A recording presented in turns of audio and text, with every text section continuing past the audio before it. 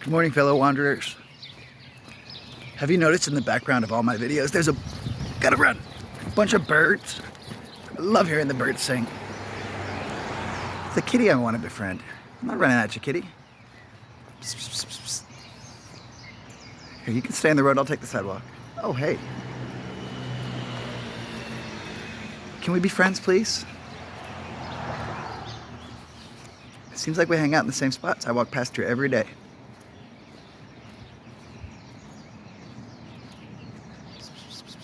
You're so scared. Hey.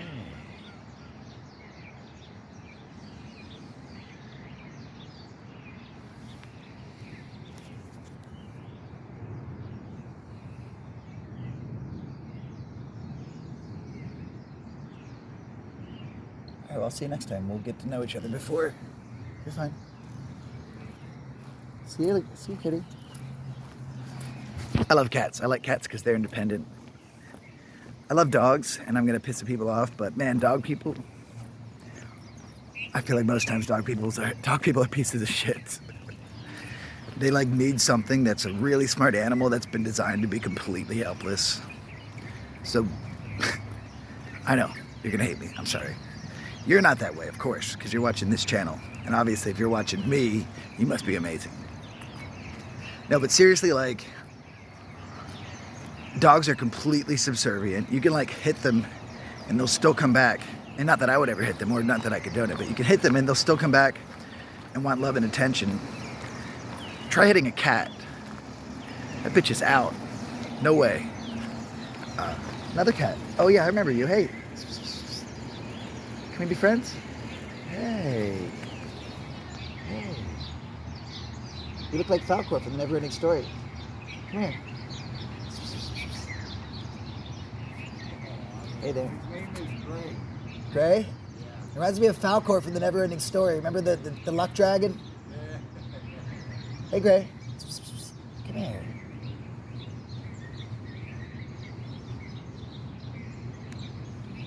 Nice to meet you. I'm Jeremiah. What's your name? George. What is it, George? George. Nice to meet you, George. Nice to meet you, Jeremiah. Take care. Have a great one. Yeah, I love making friends along my journey. You know, when you spend so much time alone and alone on the road, I've been alone most of the past 10 years. I mean, there's points where I've hung out with someone twice in 5 months. You know, hitchhiking for those 2 years. The most I spent with any single person is 2 weeks, and that was rare. So it's just like musical friends, you know, musical strangers, which is a reference to musical chairs. Yeah, being alone was always one of my biggest fears. You know, I think it still is.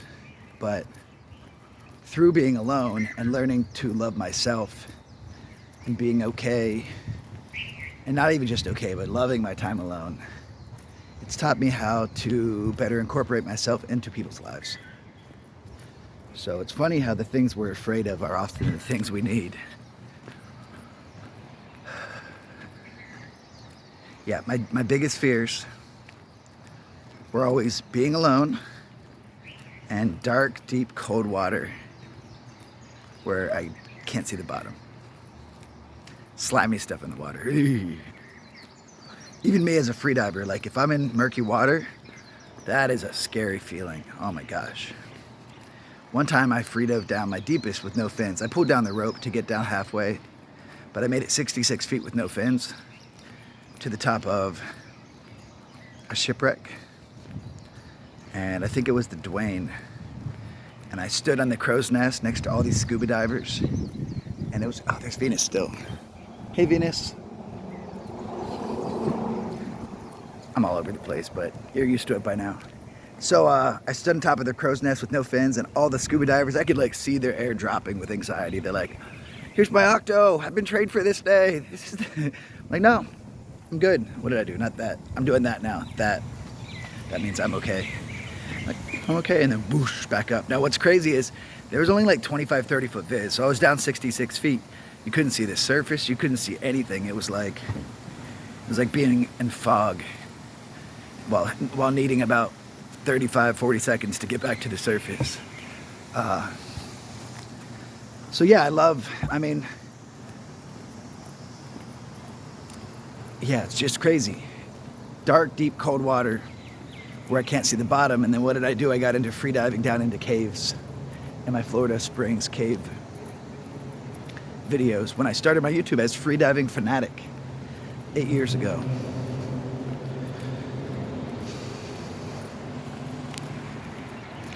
Yeah, I've always embraced my fears. I've got a fear of heights. Of course, I used to go jump off of crazy stuff. I jumped off of, I want to say 82, but I'm sure it was only 62 feet. There was a place where I grew up. It's called Rose Garden. I'm sure Nicholas Widman.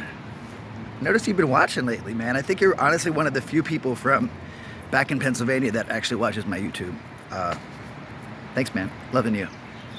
Yeah, you remember Rose Garden. Everyone would go there, big ass trees. There was the dildo, as it was called, because it was just like jutting out into the water. There was Little Skipper, Big Skipper, and one other one. But Big Skipper was, yeah, 62 feet high. And I remember one time, just to show off, I had my friends. They didn't believe me. I said, let's go there at night. I said, I'll climb this rickety ass tree and I'll jump and do a 62 feet in pitch black. So they didn't believe me, so I went and I did it. Now, one thing about me is when embracing my fears, I realized early with jumping that when you get up there and stand on the edge, you're gonna struggle to jump. So what I've learned to do is I don't ever second guess myself. I climb up with full intention that when I get to the top, as soon as I get to the top, I'm jumping. That's how I handle my life. You know, the worst part is anticipation. The thing is, with anticipation of our fears, you know, and even anticipation of suffering, we suffer twice. Because not only are you going to suffer, at least in the circumstance of, like, say you need a surgery. That's horrible. I hope you don't need a surgery, but if you do, yeah, it's scary. Scary, scary shit. And it's easy to focus on the pain and the terror and the helplessness. But the thing is, when you go to surgery, you're going to experience those things. That sucks. But you know what? If you focus on them beforehand, you're going to experience them twice. And you don't deserve that. And the worst part is, ask anyone. In these circumstances of fear, you become afraid of fear. You know? In these circumstances of suffering, you become afraid of the suffering. And in the end, you realize that... One second. In the end, you realize that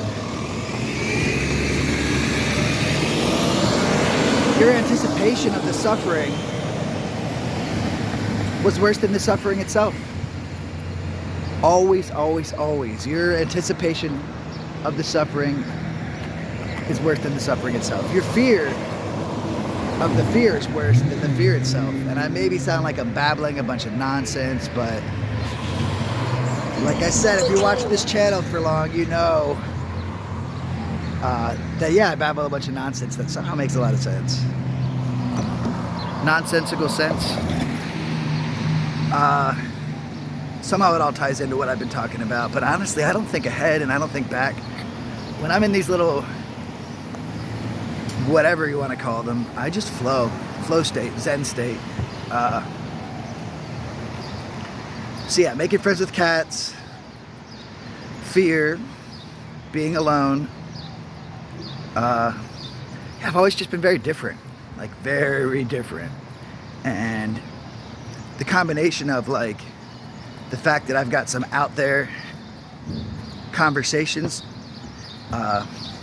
which don't always involve darkness. It's just something that I've delved into these past years whenever I was discovering some crazy shit on the road.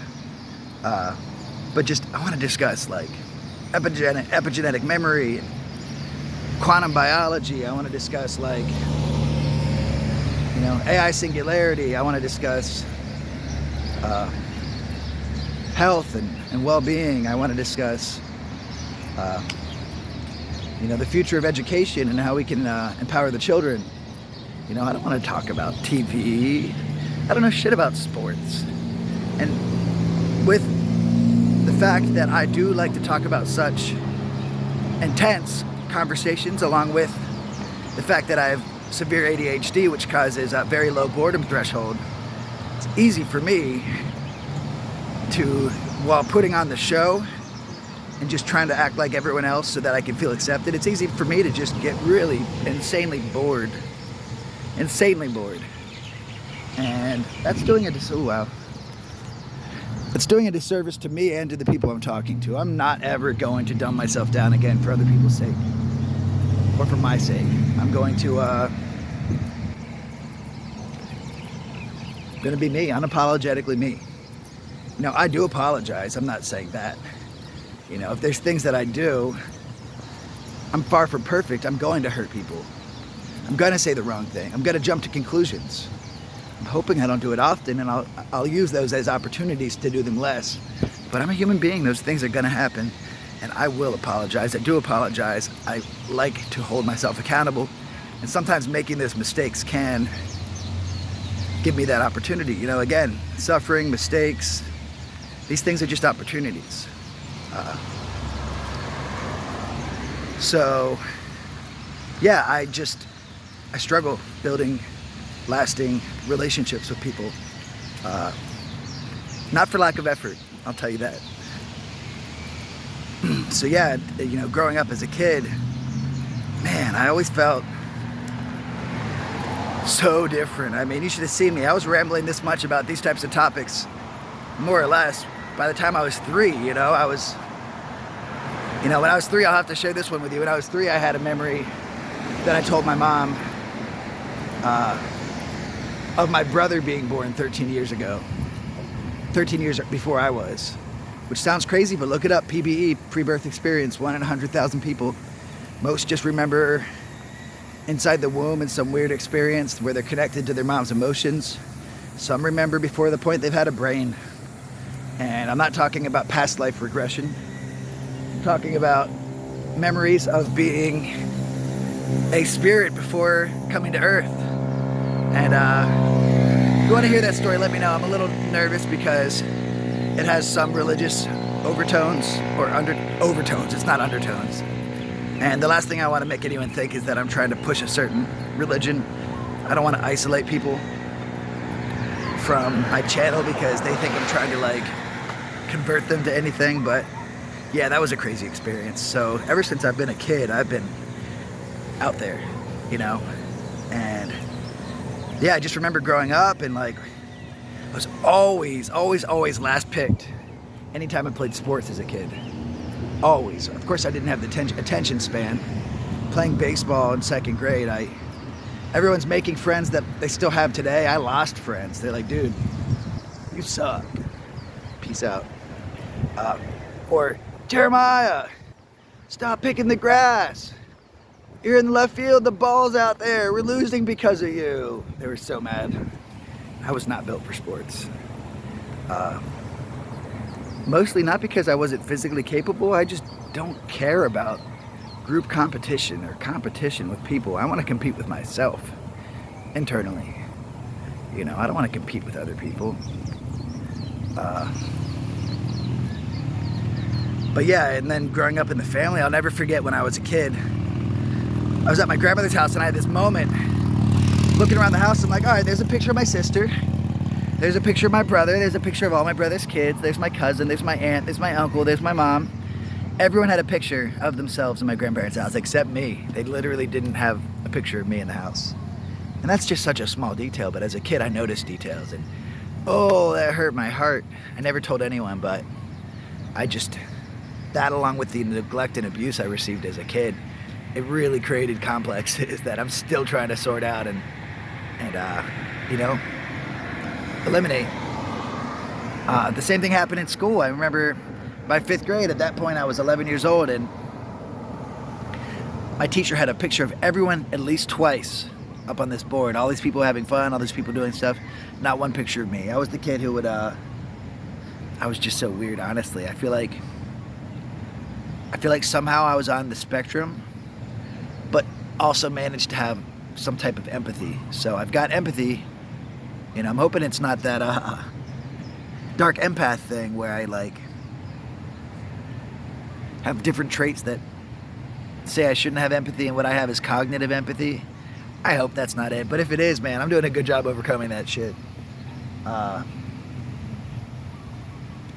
yeah, so basically it's been really hard to build connections in my life, and it's been a fear. So I've embraced that fear through traveling alone, and also the fear of being alone and the hard feelings I get of abandonment and just, yeah, being alone. It's what pushed me towards this beautiful lifestyle I've embraced. You know, I would have people that I felt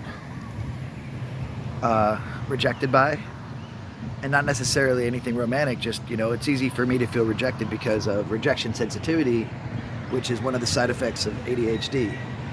And yeah, that's when I started like jumping on the Appalachian Trail, you know, rather than feeling like this one, you know, some person didn't want me in their life due to something that might have been a small infraction. I just jumped on the trail alone. And that's when I started meeting all these beautiful traveling people. And oh my gosh, these backpackers with the giant beard and the backpack. Sounds familiar, huh? And their beautiful way of life and their awesome attitude towards things, and the fact that they viewed less as more. Just like my father, the happiest person I'd ever met.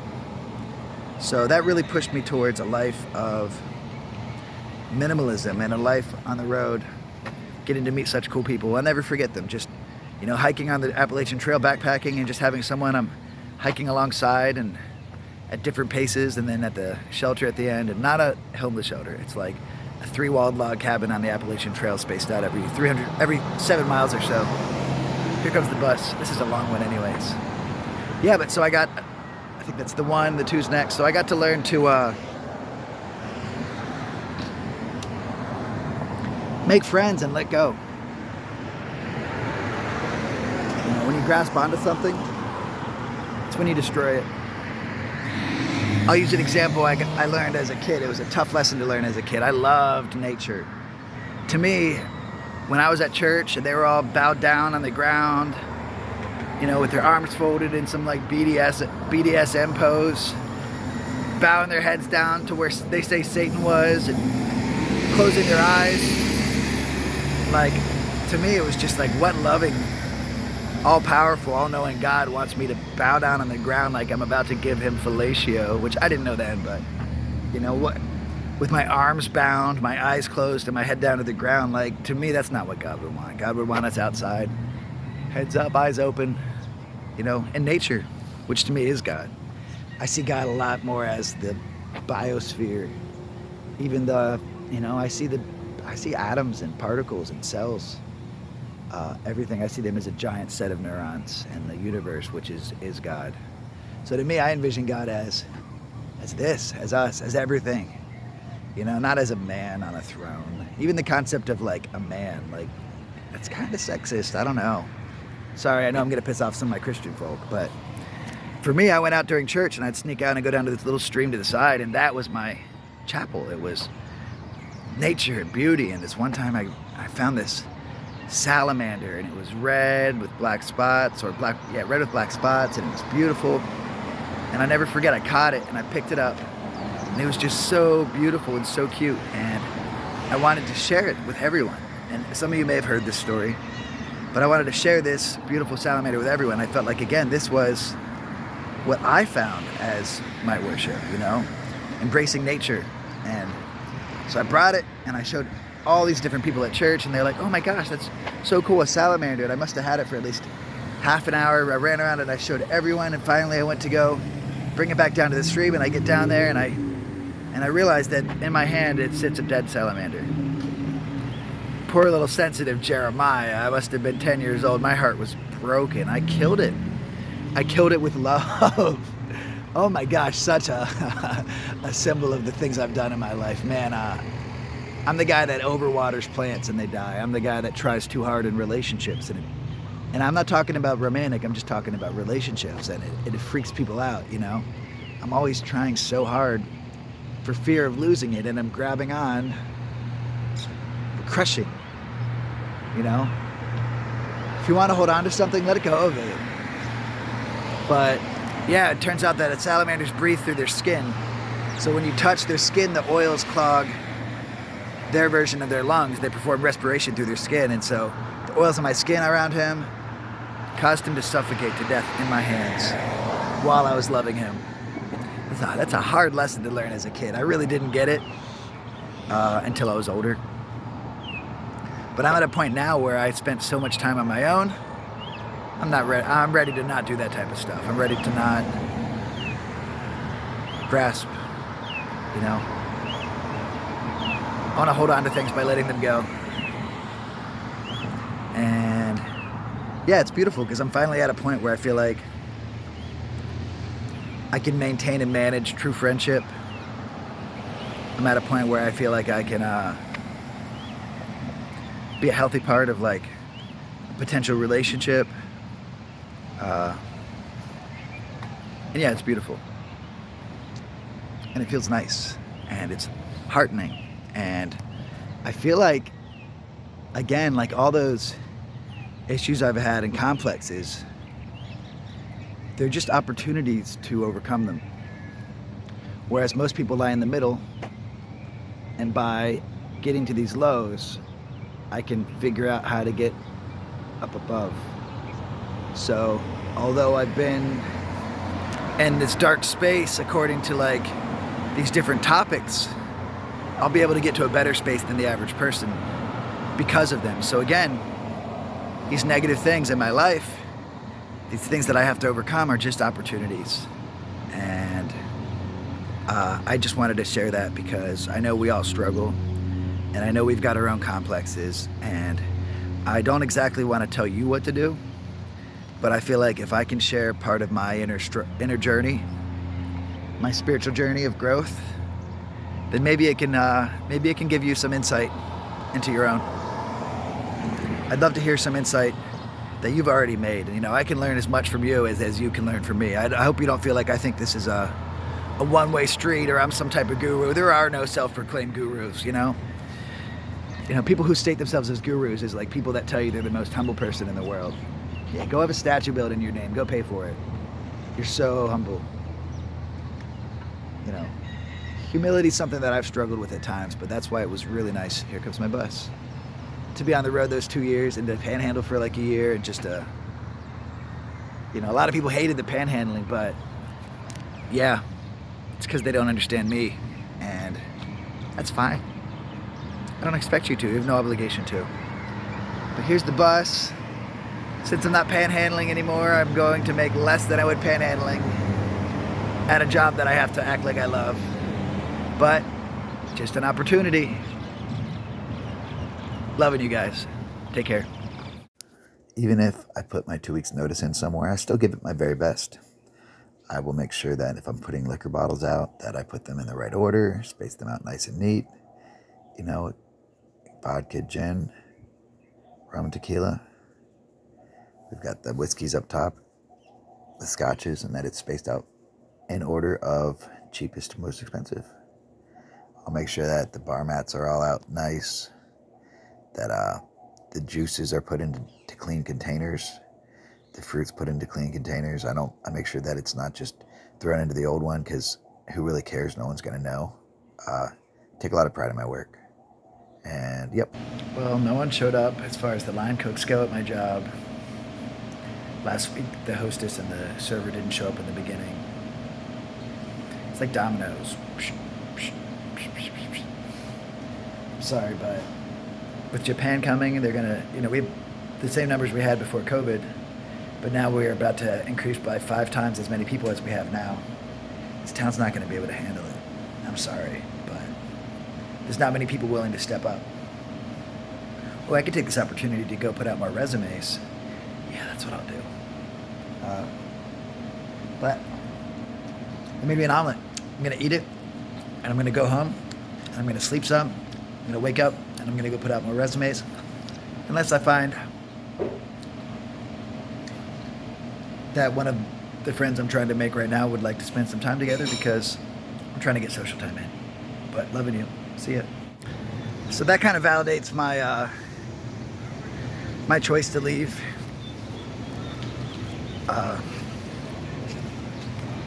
There's no repercussions. You can just call off. Like, I caught shit for telling them openly, hey, I got the bar set up, but I'm leaving early to look for a new job.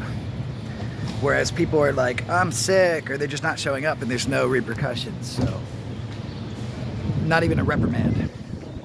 It's only if you question the system. You can, like, break down the system, but you can't question the system. Yeah. It sucks, man. But there's plenty of nice places to work. Unfortunately, it's not Sky. It's not that little farmhouse restaurant. It's not Il Lupino. But I'll find somewhere that it is. That is for sure. For now, it's time to go home and sleep some more.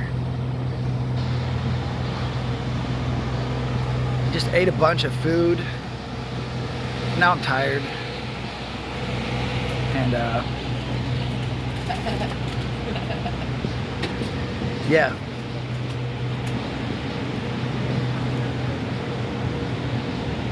Bummed. I wanted to work today because I didn't want to work today, and I convinced myself to want to work today, and then I went to work, and man, life's funny. Loving you guys. See ya. So I need to get in the bike lane. I'm riding bitch on a scooter. Hey! I'm scared a little bit, but I like to be scared. It's because I only have one hand. I'm holding onto a backpack. Yeah, it's a left up here. How do we do this? All right, I'm turning this off. I'm scared. That was fun. Yeah, I like meeting new people. Like, and I like the fact that I get to meet new people that aren't, because I'm specifically calling out for people that aren't focused on the like, hey, let's hook up, or hey, let's date thing. Like, it's already okay because I spoke my intent. So yeah, I really like that. The girl's really nice. She just hit me up today and wanted to go for a walk. So we went for a walk. I checked out a new park. It's only 30 minutes from my house, and it's like, looks like there's decent snorkeling. And then we just talked about our experiences on the dating sites, and yeah, it was fun. Cool. I'm having a great day. I'm going to meet with, fuck, I gotta remember her name better. It's a little tough. Marna. And she's super nice. We had a great video chat 2 nights ago. And we're just gonna go to the beach and swim and chat, so exciting.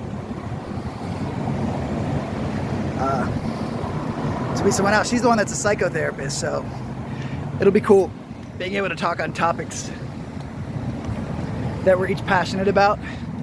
Since although I didn't study for it, like, I'm just very passionate about mental health awareness. And yeah, stoked to meet her in like an hour. And tomorrow lunch I have off, and we'll see what I do.